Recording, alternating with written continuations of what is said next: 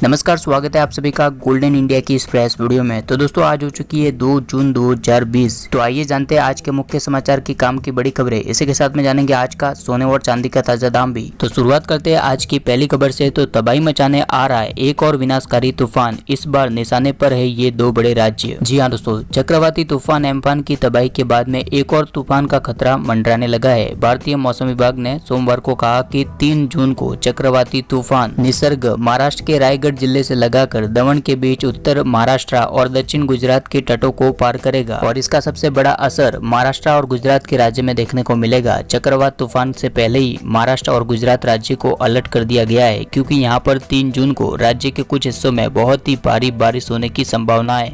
अगली खबर है 7 करोड़ किसानों के लिए खुशखबरी। खेती किसानी के लोन पर 31 अगस्त तक 7% की जगह पर देना होगा सिर्फ 4% ब्याज। जी हाँ, किसान क्रेडिट कार्ड पर देश के 7 करोड़ किसानों को मोदी सरकार ने बड़ी राहत दी है। खेती किसानी के लोन पर 31 अगस्त 2020 तक सिर्फ 4% ब्याज लगेगा। इस बात की जानकारी केंद्रीय कृषि मंत्री नरेंद्र सिंह तोमर ने दी। वो मंत्रिमंडल के फैसले की जानकारी दे रहे थे। तोमर ने कहा कि कई जगहों पर खरीद अभी भी चल रही है। लॉकडाउन को देखते हुए इसे बढ़ाया गया है। खेती किसानी के लिए किसान क्रेडिट कार्ड पर लिए गए 3 लाख रुपए तक के लोन की ब्याज दर वैसे तो 9% होती है, लेकिन सरकार इसमें 2% की सब्सिडी देती है। लेकिन लॉकडाउन के चलते किसानों को राहत देने के लिए किसान क्रेडिट कार्ड के जरिए लिए गए लोन के ऊपर सरकार ने मात्र 4% ब्याज लेने का फैसला किया है, जो कि 31 अगस्त 2020 तक लागू रहेगा। यानी कि अब जिन किसानों ने किसान क्रेडिट कार्ड के जरिए गवर्नमेंट की इस स्कीम के जरिए लोन ले रखा है, उनको कम ब्याज भरना पड़ेगा। अगली खबर है कमजोर पड़ता जा रहा है कोरोना,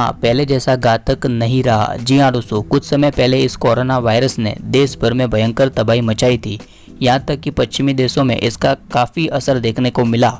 इटली और अमेरिका जैसे देशों में लाखों की संख्या में लोगों ने जान गंवाई है। कोरोना के कमजोर होने को लेकर इटली से बहुत ही अच्छी खबर ये आई है कि वहां पर फ्रंट लाइन पर लड़ने वाले वरिष्ठ डॉक्टरों ने अपनी रिसर्च में ये दावा किया है कि कोरोना वायरस का असर अब खत्म होने लगा है। यहाँ तक कि भारत की बात करें तो भारत में भी कोरोना वायरस की चपेट में आने वाले लोगों की तुलना में आधे से अधिक लोग बड़ी तेजी से ठीक हो रहे हैं। भारत में कोरोना का रिकवरी रेट 42% से भी ज्यादा हो चुका है। अगली खबर है विशेषज्ञ बोले अभी धार्मिक स्थलों को खोलना उचित नहीं और बढ़ सकते हैं कोरोना के मामले। जी हाँ दोस्तों, केंद्र सरकार ने लॉकडाउन में धीरे धीरे ढील देने की शुरुआत कर दी है। यहाँ तक कि गृह मंत्रालय की ओर से भी लॉकडाउन को खोलने को लेकर गाइडलाइन जारी कर दी गई है और इसमें सबसे अहम फैसला ये है कि 8 जून से देश के धार्मिक स्थलों को भी खोलने की अनुमति दे दी जाएगी। लेकिन सरकार का ये फैसला एक जाने माने महामारी विशेषज्ञ को रास नहीं आया है। उन्होंने कहा है कि इस तरह से स्थलों पर अधिक लोग, खास करके बुजुर्गों की मौजूदगी से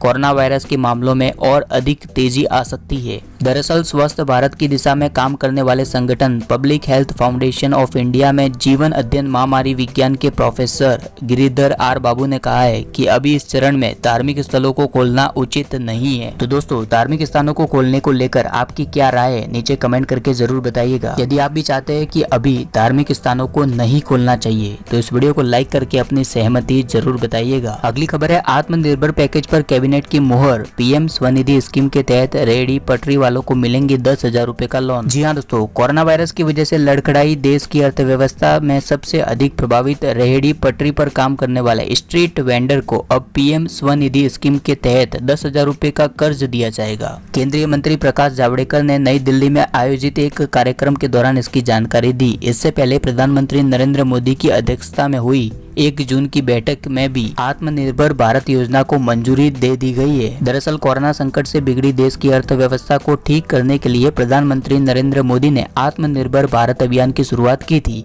और इसके तहत 20 लाख करोड़ रुपए के आर्थिक पैकेज का ऐलान किया गया था।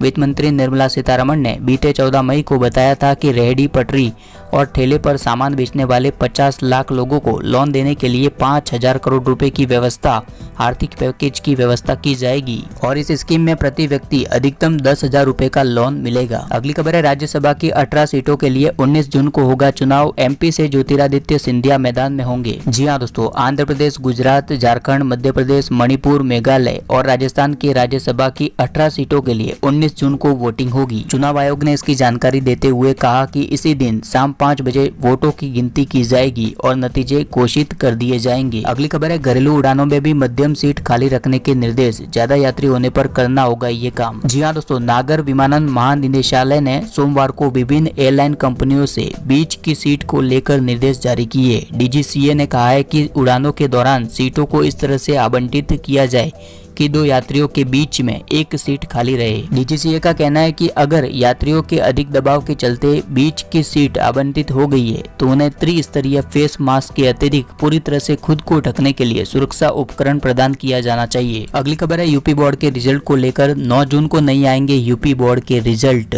फेक मैसेज हो रहा है वायरल। जी हाँ दोस्तों, उत्तर प्रदेश बोर्ड 10वीं और 12वीं कक्षा के परिणाम 9 जून को नहीं आएंगे, लेकिन 9 जून को यूपी बोर्ड के रिजल्ट जारी करने को लेकर सोशल मीडिया पर फेक मैसेज वायरल हो रहा है, जिसमें 9 जून 2020 को यूपी बोर्ड के नतीजे जारी करने की बात कही जा रही है, जो कि पूरी तरह से भ्रामक है। अगली खबर है, रिमूव चाइना एप्स, क्या आपके फोन में भी है चाइनीज माल, खोज कर डिलीट कर देगा ये ऐप। जी हाँ दोस्तों, पिछले कुछ दिनों से जिस तरह से भारत और चीन के बीच में सीमा का विवाद बढ़ा है, उसके बाद देश में चीनी उत्पादकों और फोन में एप्लीकेशन का बहिष्कार किए जाने की मांग की जा रही है। लोग अपील कर रहे हैं कि चीनी सामान और उत्पादकों का इस्तेमाल ना करे, और इसी कड़ी में गूगल प्ले स्टोर पर एक ऐसा एप्लीकेशन सामने आया है जो कि आपके फोन में चीनी एप्लीकेशन की जानकारी देगा। ऐसे में अगर आप अपने फोन में ये एप्लीकेशन को डाउनलोड कर लेते हैं तो आपको बड़ी आसानी से ये पता लग जाएगा कि आपके फोन में कौन कौन से चाइनीज एप्लीकेशन मौजूद है। जी हाँ दोस्तों, दरअसल अभी कुछ समय पहले ही प्रधानमंत्री नरेंद्र मोदी जी की ओर से भी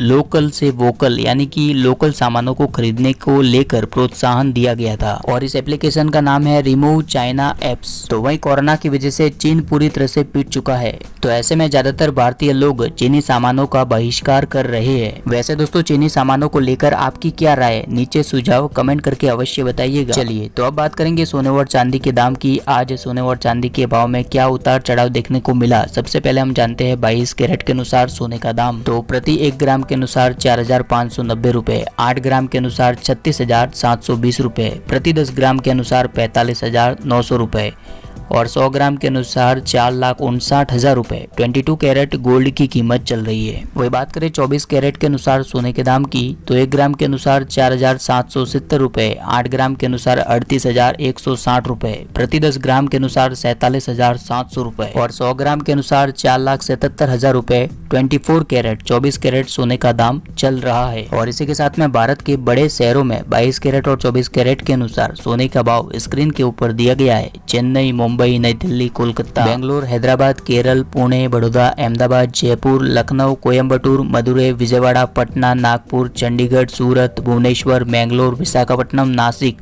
मैसूर की प्राइस स्क्रीन के ऊपर दी गई है। और इसी के साथ में चांदी के वायदा बाजार में बहुत बड़ी उछाल देखने को मिली है। 947 रुपए के उछाल के बाद में 51,065 रुपए प्रति किलोग्राम पर चांदी का भाव पहुंच चुका है। चलिए तो आज का सामान्य ज्ञान का प्रश्न है कि विश्व का सबसे बड़ा द्वीप माजुली कौन से राज्य में स्थित है। इसका जवाब नीचे कमेंट करके बताइए और इस वीडियो को लाइक कीजिए। जो लोग इसका सही जवाब देंगे उनके नाम रैंडमली प्रकाशित किए जाएंगे और उनको दिया जाएगा गोल्डन इंडिया टीम की तरफ से पेटीएम सरप्राइजिंग कैश। तो आज की मुख्य समाचार की काम की बड़ी खबरों में बस इतना ही। मिलते हैं अगली वीडियो में, तब तक के लिए धन्यवाद।